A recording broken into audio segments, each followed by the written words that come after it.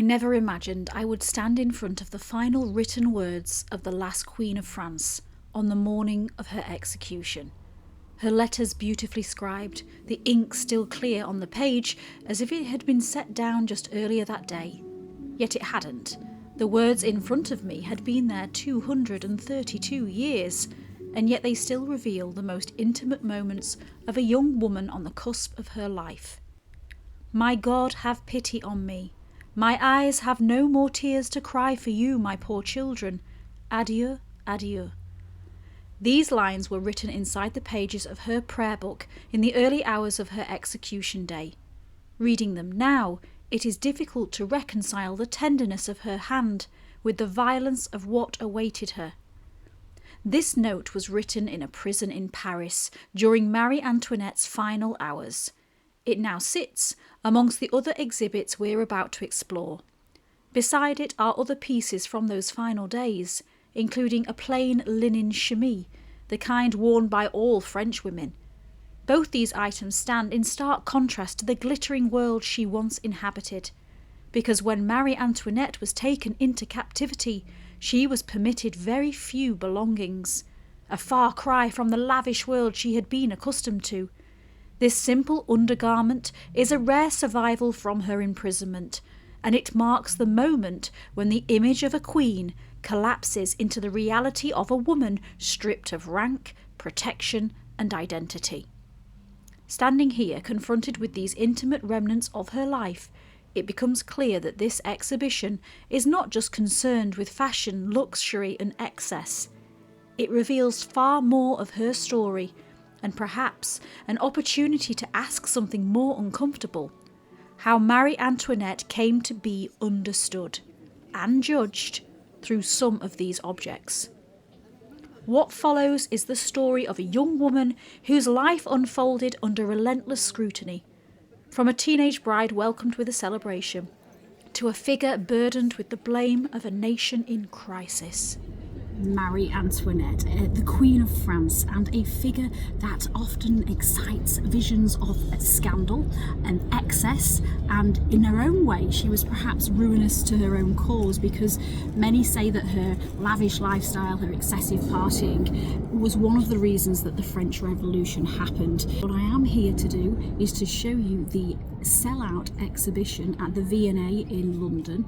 Now this exhibition, it's been running since I think before Christmas. It ends shortly, but it's the first time that some of these exhibits have been on display since the death of Marie Antoinette. So many of them have been, there's about over 200 items, I believe, and they've been brought together for this exhibition especially.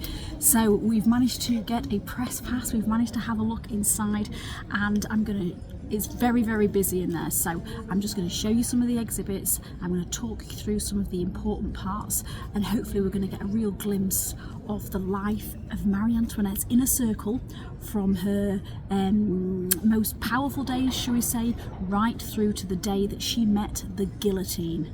So, my name's Claire, this is the Wanderlust Way. Thank you to everybody that supports the channel. That's enough waffle, let's wander.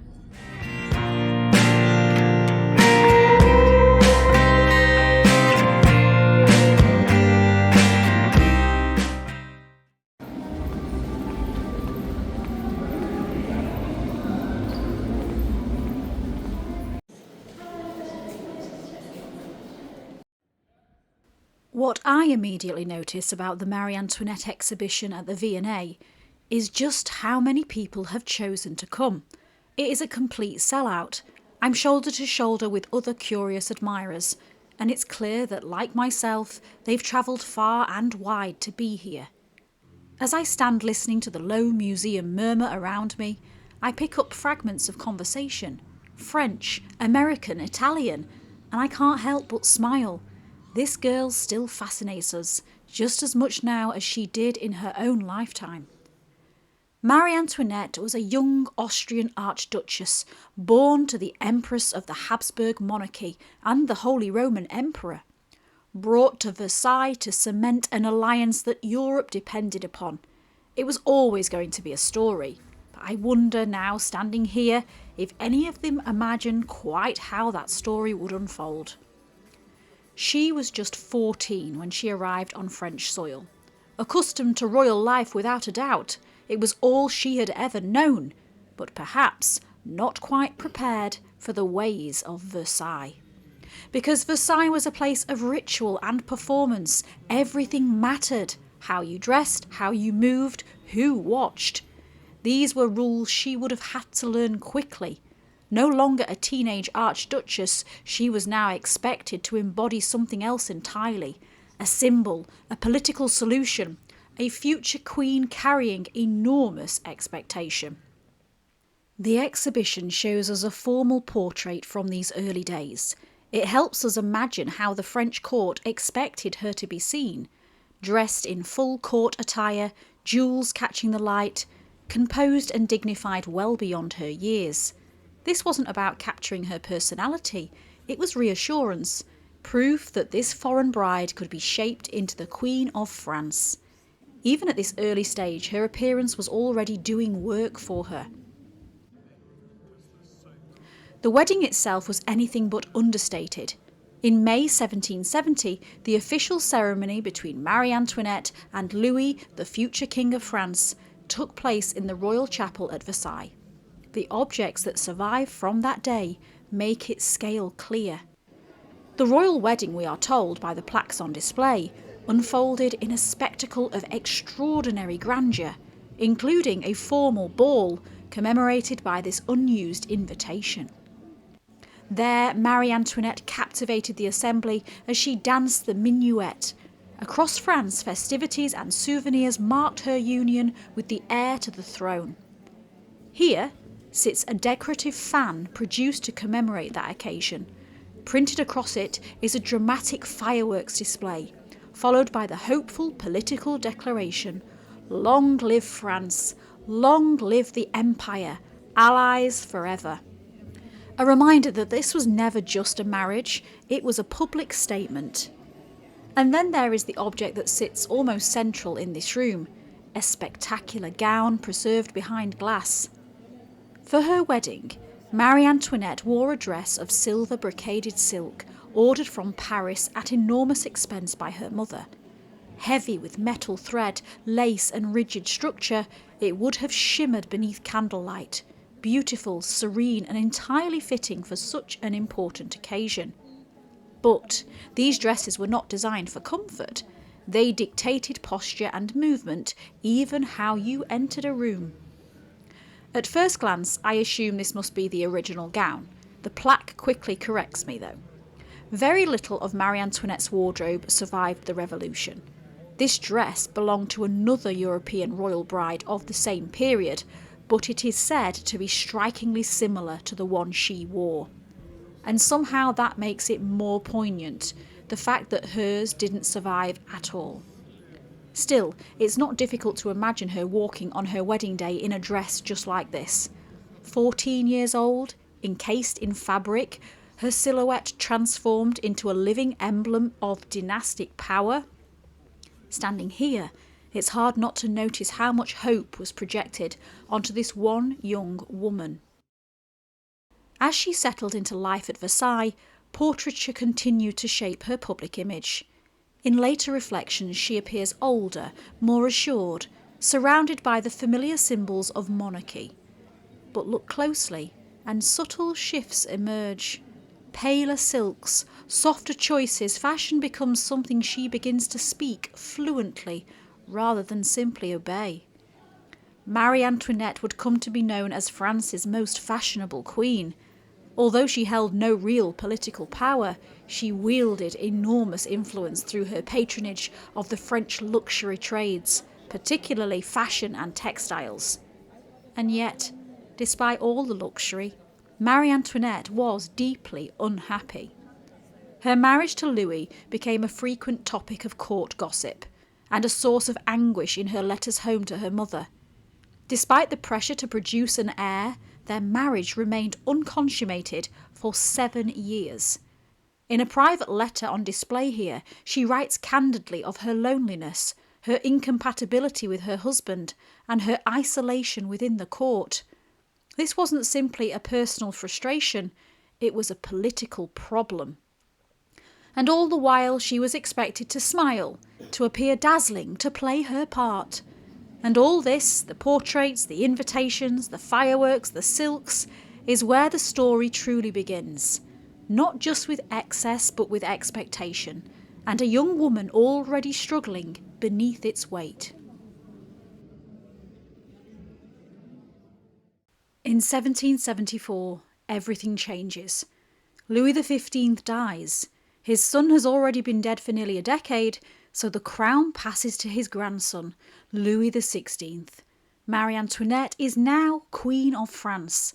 It has been just 4 years since their wedding in the royal chapel at Versailles. And suddenly, things get serious. The expectation to provide an heir intensifies. A queen without a child is a problem, and Marie Antoinette feels that weight keenly. It's around this time that history begins to fixate on her taste. She turns to style, perhaps as distraction, perhaps as control. Accounts from the period remind us of her love for pleasure, parties that stretched late into the night, gambling, music, laughter, and always luxury. We can see traces of that here. Her image becomes more assured in portraiture. In paintings from this period, she appears fully queen now, draped in velvet, crowned, surrounded by the symbols of monarchy. But there's a softness to her choices. Pale silks, a lightness that feels deliberate. Fashion becomes something she leans into, not just wears. Her likeness moves beyond paint. Marble busts capture her features in 3 dimensions, smoothing and idealising her image. Porcelain versions follow, drawing attention not just to her face, but to her hair, because her hair becomes part of the spectacle. It grows higher, more elaborate, styled into pale, powdered tones, so admired they inspire colours named after her. Even her hair sets trends. Then there are the details. A black lace collarette survives from her wardrobe, worn in a portrait and lent so its details could be faithfully copied. It's small and fragile, a reminder that this image-making was built from real objects she chose to wear. Her shoes tell a similar story. In her earlier days at court, she received 4 new pairs every week. Here we see some remarkable survivals from her wardrobe. The ecru coloured one is her favourite style, with the beaded silk mules showing us what she would have worn with the most formal type of court dress. It was within shoes like these that a young Antoinette learned to master the Versailles glide, a controlled walk designed to make even movement appear effortless. I gaze closely at these for a moment as I imagine her skimming effortlessly over the polished palace floor.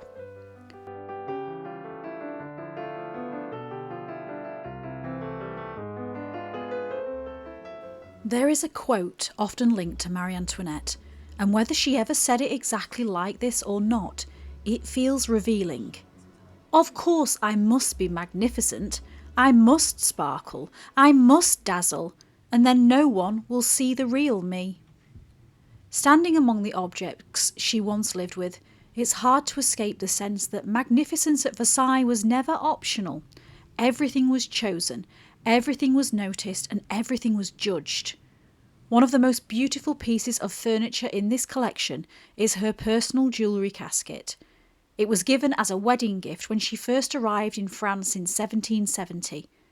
The plaque tells us this set a trend among the courtiers, and it was here that Marie Antoinette kept her jewels and her other precious objects, which she required immediate access to. There is a lockable chest compartment, an attempt at privacy in a very unprivate environment. The drawer beneath extends into a green velvet writing service that can be used as a desk. I wonder how many times during those earlier years she returned to this writing space to pen letters home to her mother. Jewellery makes a regular appearance throughout the exhibition, on display, in the paintings and so forth. And although there's one piece of jewellery that steals the show for the entire collection, and we will cover it soon, we must not overlook the rest. There is her pearl and diamond pendant, which the Queen wore suspended from a 3-strand pearl necklace as part of a set with matching pearl drop earrings. Marie Antoinette, it is said, famously loved pearls, and when she arrived in Versailles, Louis XV presented her with the pearls belonging to her late mother-in-law. Beside this pendant sits the diamond brooch, crafted by an unknown maker between 1770 and 1790, with a 19th century pear-shaped diamond addition. This alteration is a reminder of how the Queen's jewels were changed after her death by later owners. This dazzling piece showcases the signature diamond ribbon bow motif of the period, its design echoing that of the diamond choker necklace seen in the nearby portrait. But her personal taste extended far beyond what she wore. We see here a gold box which carries the royal cipher. It's believed to have been used to hold snuff, bonbons or other trinkets. Now, boxes like these were frequently exchanged as gifts, and an inventory has revealed that Marie Antoinette owned many examples like this. This piece, with its gold, enamel and diamonds, is today on loan to the exhibition by His Majesty the King. It is no secret that Marie Antoinette loved parties and theatrical shows, favouring small, intimate gatherings with close friends over large formal events. The piano on display here is a tiny glimpse into that world. She is said to have loved music and was universally praised for her musical talents and graceful dancing. She played both the harp and the piano, and the sign reminds us that there were 17 of these instruments at Versailles. The one we see today was made by Sebastian Erard, specifically for the Queen in 1787. Following the Revolution, when a sale was held to disperse the contents of the Petit Trianon, the Erards bought it back, ensuring it remains safe and still available for us to see today.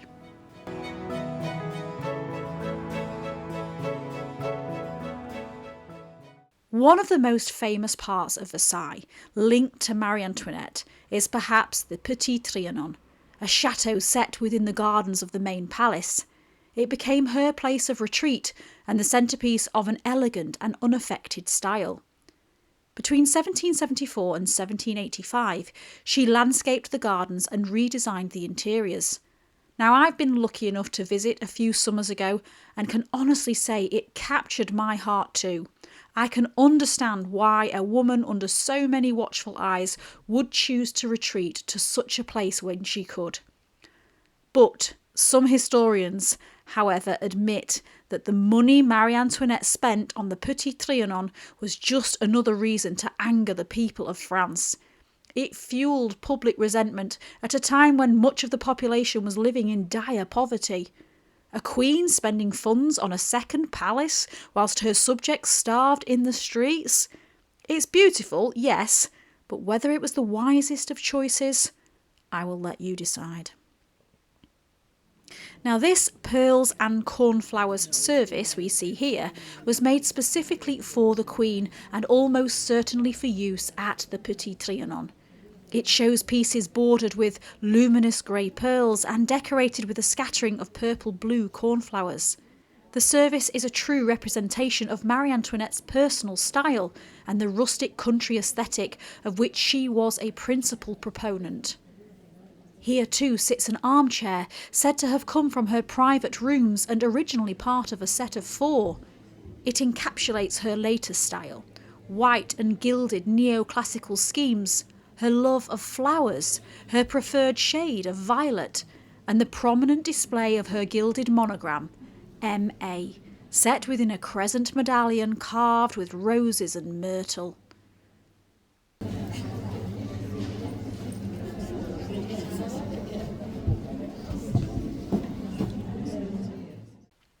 Now, the Palace of Versailles was notoriously filthy, said to smell intensely of human waste, rotting food and unwashed bodies.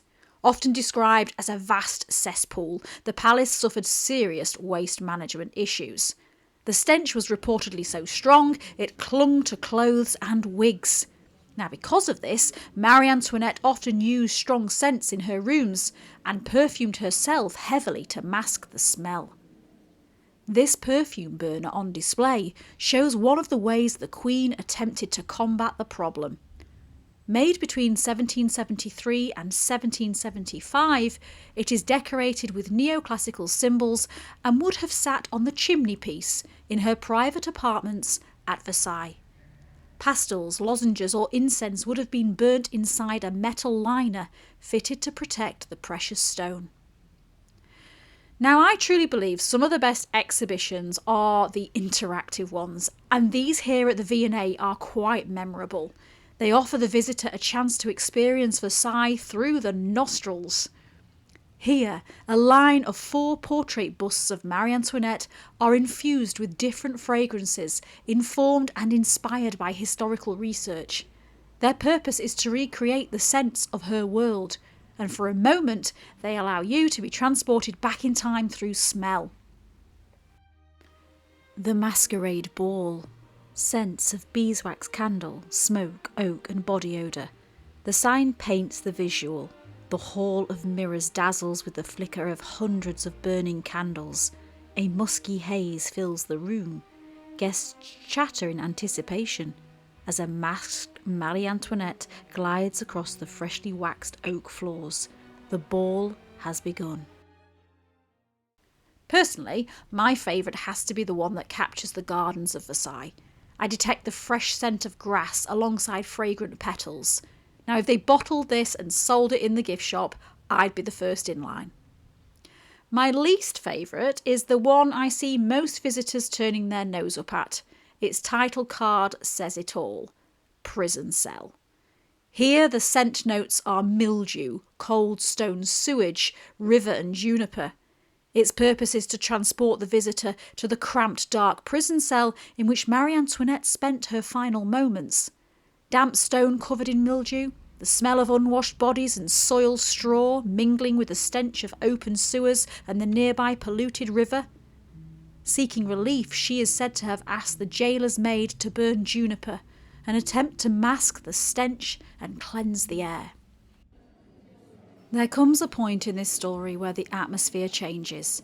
Up until now, Marie Antoinette has been watched, copied, criticised, but still admired, still dazzling, still protected, at least in theory, by her position. And then comes the scandal that changes everything. The affair of the diamond necklace. It's impossible to overstate just how damaging this was. The necklace itself was extraordinary, nearly 650 diamonds, weighing close to 2,800 carats. It had been created years earlier for a royal mistress, but when that commission fell through, the crown jewellers were left desperately trying to sell it. It was extravagance on almost absurd scale, and very little people in Europe could have afforded it. So they offered it to Marie Antoinette, and she refused.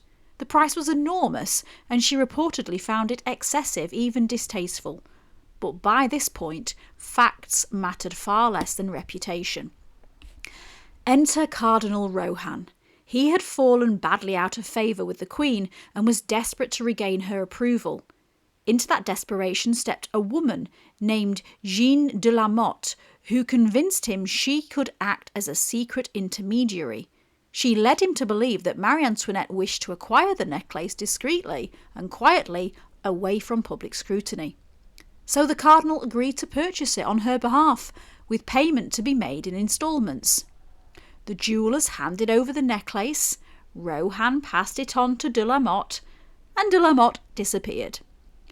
The necklace, it was said, was broken apart, the diamonds sold off piece by piece, and when the jewellers later wrote to inquire about the payment, the illusion collapsed. The Queen was alerted, Rohan was arrested. There was a public trial, and he was proved innocent, as was Marie Antoinette. But by then it no longer mattered. To a population already struggling, already angry, already suspicious, the story that took hold was far more powerful than the truth. Rumours spread through Paris that the Queen had rooms lined with diamonds, that she was bleeding the country dry whilst the people starved. The affair cemented something dangerous. The idea that Marie Antoinette was not simply out of touch, but corrupt. From here, the tone of representation shifts sharply. Pamphlets began to circle. Cheap, fast, explicit. They caricature her as immoral, monstrous, predatory. The Queen is no longer distant and glittering. She is grotesque, sexualised, cruel. These images were designed to be consumed quickly and shared widely. They didn't need to be accurate. They just needed to inflame. Now, one illustration on display shows her portrayed as the so-called wicked queen, a figure of excess and vice, dominating a powerless king. These weren't jokes, they were political weapons, objects beginning to change meaning. This fan commemorates the storming of the Bastille. Once a fashionable accessory, it has now become a statement, because the fall of the prison became a symbol of the revolution, and souvenirs like this allowed people to wear their allegiance openly. The old world was being dismantled, and Marie Antoinette's image was bound tightly to everything people wanted destroyed. What's unsettling is how quickly admiration curdles into hatred. The same traits once celebrated, her love of beauty, her taste, her spectacle, are now reframed as crimes. The line between woman and symbol disappears entirely. Standing here, it becomes clear that Marie Antoinette had lost control of her own image long before she lost her freedom. She was no longer being seen, she was being used, and from this point on, there would be no separating the woman from the myth, only consequences. By the time we reach the final section of the exhibition, the world around Marie Antoinette has completely collapsed. After the fall of the monarchy, the royal family were imprisoned, first held together, then gradually separated. Power was stripped away piece by piece until even family was no longer guaranteed. Louis XVI was executed in January 1793. Marie Antoinette was not permitted to see him before his death. Afterwards, she was dressed in black mourning clothes, not as a queen but as a widow.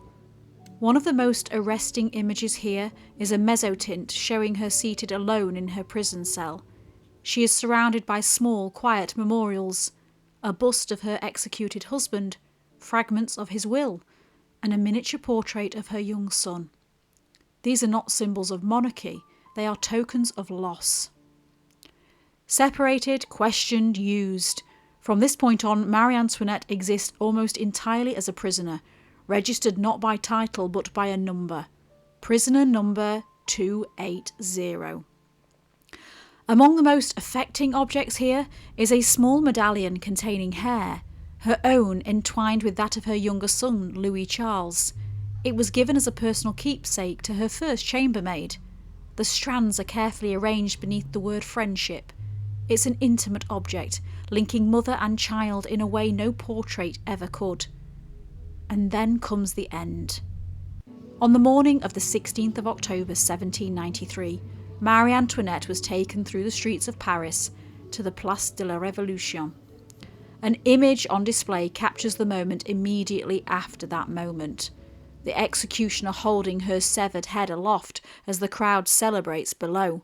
It's brutal, triumphant and public, the final transformation of a woman into a symbol. Nearby sits a guillotine blade, dating from the years of the French Revolution. It is reputed to be the blade used in Marie Antoinette's execution. The plaque explains how it later passed through generations before being acquired by the sons of Madame Tussaud. For over a century, it was said to be displayed in the Chamber of Horrors, an object of fascination rather than reflection. Then there is the wax. A wax bust of Marie Antoinette's severed head, said to have been taken from death. The image of the Queen's decapitated head became one of the most enduring and unsettling representations of her, replicated, exhibited, consumed. But before all of that, before the blade, before the wax, before the images, there were her final spoken words. As she ascended the scaffold, Marie Antoinette accidentally stepped on the executioner's foot. She turned to him and said, "Pardon me, sir, I did not do it on purpose." No defiance or drama, just a small human apology. Now, we began this journey with her final written words, ink pressed into the page of a prayer book in the early hours before death. We end it here with a sentence spoken aloud moments before they executed her. Between the two sits a life that was watched, judged, reshaped and finally destroyed. And yet, as this exhibition makes clear, Marie Antoinette did not disappear. She may have lost her crown, she may have lost her children, she may have lost her head, but she never lost her hold on the imagination, because even now, centuries later, she remains here, in objects, in images, in fashion, in film, in story, and in imagination. And in the uneasy space between who she was and who the world decided she should be.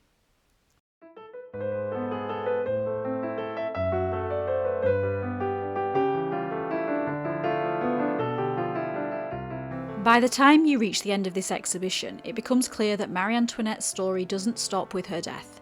In many ways, this final space feels less like an ending and more like a continuation. The exhibition turns its attention to the fashion she has inspired, not just in her own lifetime but across centuries. Dresses created for film and television sit beside couture pieces by modern design houses, all drawing on the same visual language. Structured silhouettes, soft fabrics, exaggerated forms, theatrical detail. Again and again, designers return to her world for inspiration. And it's striking how often she reappears on screen. From lavish historical dramas to stylised modern retellings, Marie Antoinette has been reimagined countless times, and almost always through costume, silk, corsetry, colour, excess. Each version reflects not just her era, but the moment in which it was created. She becomes a canvas, reshaped to suit contemporary ideas about power, femininity and rebellion. And perhaps that's the point. This exhibition doesn't ask us to decide whether Marie Antoinette was misunderstood, irresponsible, tragic or detached. Instead, it shows us how she has been continually rewritten, through objects, through fashion, through film. The fact that this exhibition has been a complete sellout feels significant. So many of these objects have been drawn together from across Europe and beyond, carefully curated to tell a story that is layered, uncomfortable and deliberately unresolved. And judging by the crowds, people are still willing to stand shoulder to shoulder for a chance to glimpse her world. Not because she was perfect, but because she remains compelling. Marie Antoinette lived her life under constant scrutiny, watched, judged, admired and condemned in equal measure. Centuries later, that scrutiny hasn't faded, it simply changed form. And perhaps that's why she endures, not as a queen frozen in time, but as a figure who continues to provoke curiosity, debate and imagination. Still magnificent, still controversial, still impossible to look away from. So that is it. Thank you so much to everybody for watching, and a big thank you to the V&A Museum, who not only gave me permission to film, but they also gave me some of those press tickets because this was a sellout event. I really wanted to bring it to the channel for you, and I contacted them, and yeah, they made it happen. So without them, this video wouldn't even be happening.